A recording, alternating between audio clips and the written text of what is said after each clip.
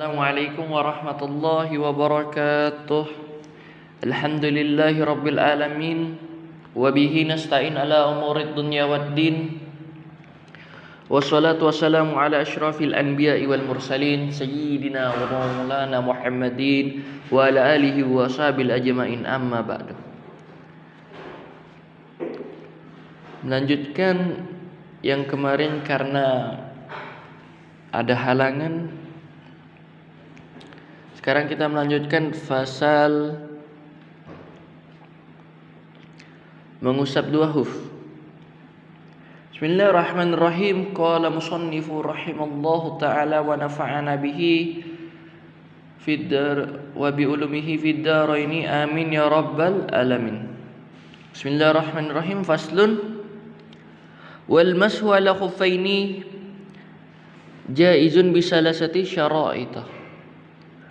Mengusap dua huf itu diperbolehkan dengan 3 syarat. Jadi mengusap dua huf di sini diperbolehkan. Apa huf? Huf itu adalah alas kaki yang menutup daripada kaki hingga mata kaki. Mengusap saat apa? Saat berwudu. Itu diperbolehkan dengan catatan terpenuhinya 3 syarat.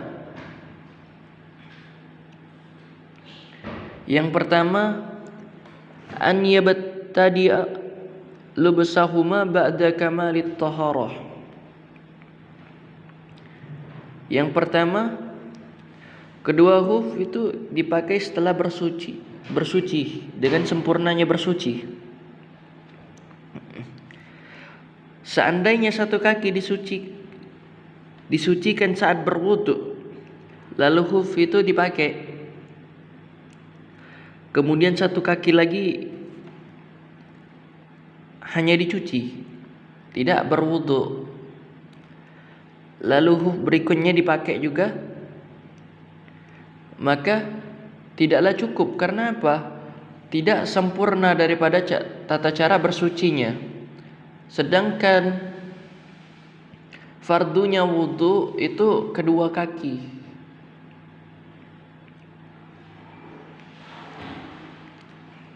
Lalu apabila sudah selesai sempurnanya bersuci, kemudian datang hadas sebelum kakinya sampai pada dasar huf,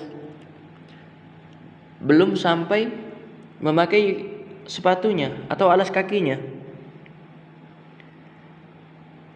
maka mengusap setelah itu dianggap tidak sah. Jadi yang pertama tadi memulai memakainya setelah sempurnanya bersuci, mensucikan kaki. Dengan apa? Dengan berwudu sebelum menggunakan huf. Apabila hanya salah satu kakinya yang dibasuh ketika wudu, lalu satunya dicuci dengan air biasa tanpa wudu, maka tidak sah ketika mengusap dua huf. Lalu ada juga seandainya atau apabila seseorang telah sempurna bersuci, namun ketika ia hendak memakai hufnya atau alas kakinya, dia berhadas sebelum sempurnanya dia memakai dua huf itu, maka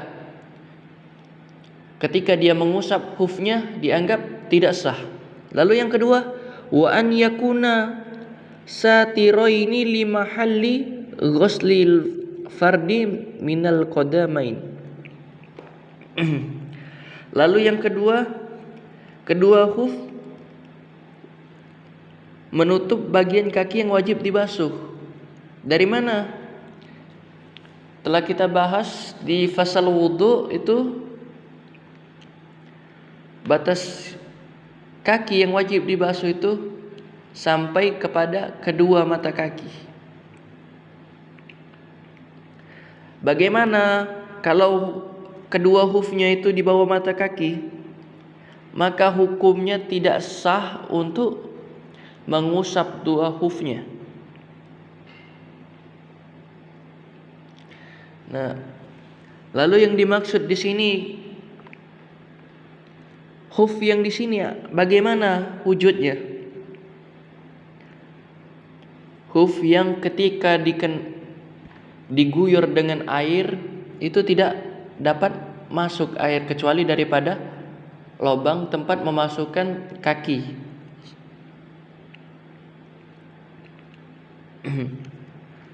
Maka apabila air menembus daripada khufnya, maka belum dinamakan khuf.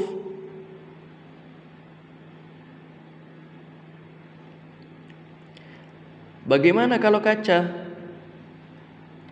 Seperti halnya sepatu kaca, maka tidak diperbolehkan.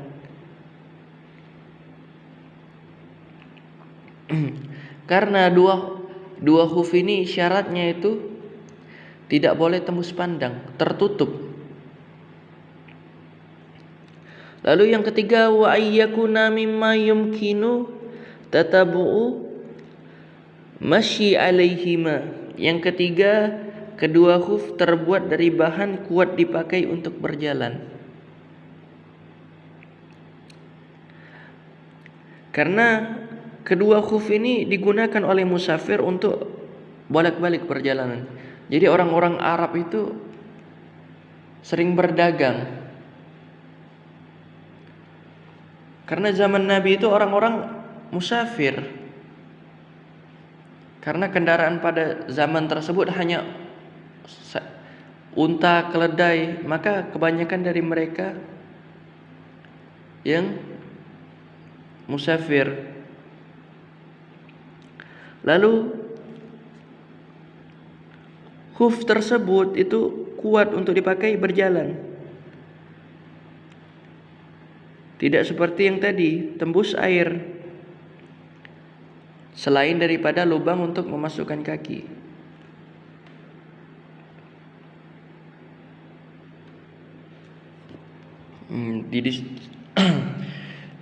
Jadi di sini terdapat catatan lagi tambahan, ada yang menambahkan khuf itu boleh dibasuh, itu ada satu lagi.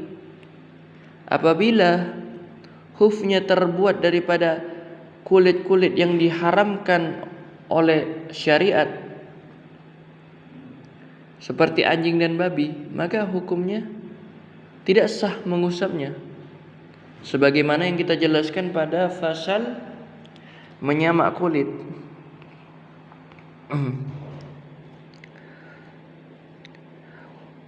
Lanjut, wa yamsahul muqimu yauman wa lailah.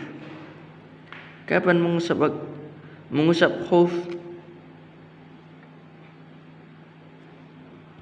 Di sini musannif menjelaskan bagi orang yang mukim itu mengusap khufnya sehari semalam. Wal musafiru salasata ayyami bil layalihinna. Dan bagi orang yang musafir 3 hari 3 malam. Kapan dimulainya itu?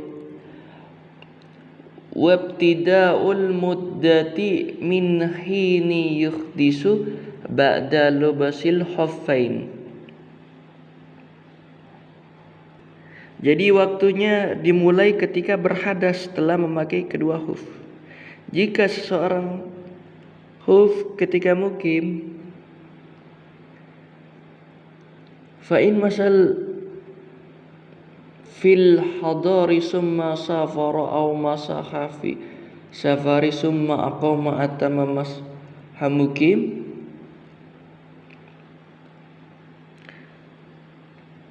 Jika seorang mengusap khuf ketika mukim kemudian melakukan safar, atau mengusap khuf ketika melakukan safar kemudian mukim, maka ia menyempurnakan waktu mengusap khuf seperti orang mukim. Jadi orang yang mukim itu mengusap khuf itu selama sehari semalam. Sedangkan bagi orang-orang yang musafir boleh mengusap khuf selama 3 hari 3 malam.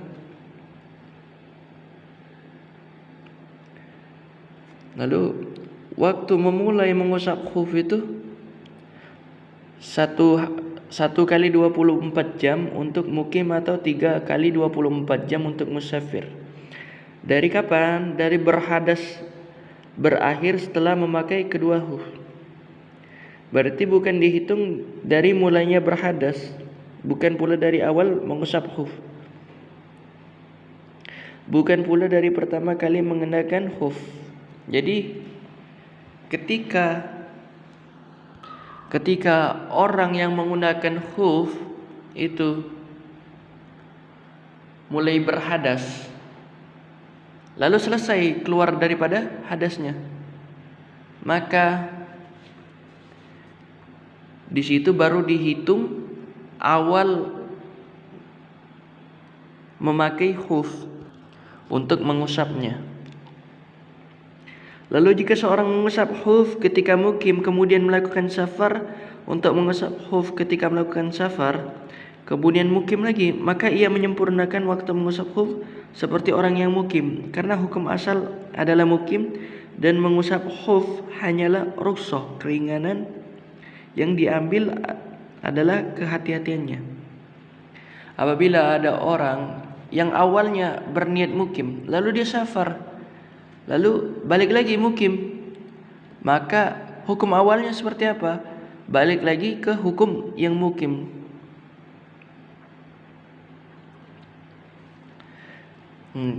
Yang disebut safar di sini yang diperbolehkan untuk mengusap dua khuf, satu, safar yang boleh, bukan safar yang maksiat. Jadi seperti niat bersilaturahmi ataupun bekerja selain yang di luar daripada syariatnya Allah, seperti dia bekerja, musafir untuk bekerja, namun pekerjaannya adalah menjual minuman khamar, maka tidak diperbolehkan untuk mengusap daripada dua khuf.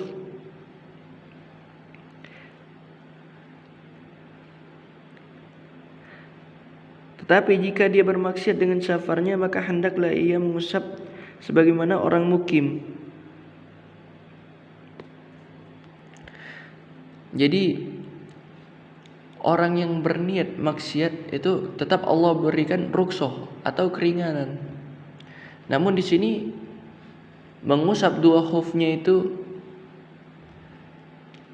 sama seperti mengusap dua khufnya orang-orang yang mukim, berarti hanya 1 kali 24 jam.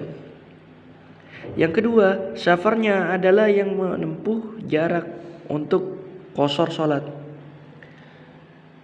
Berapa jarak untuk kita qashar salat?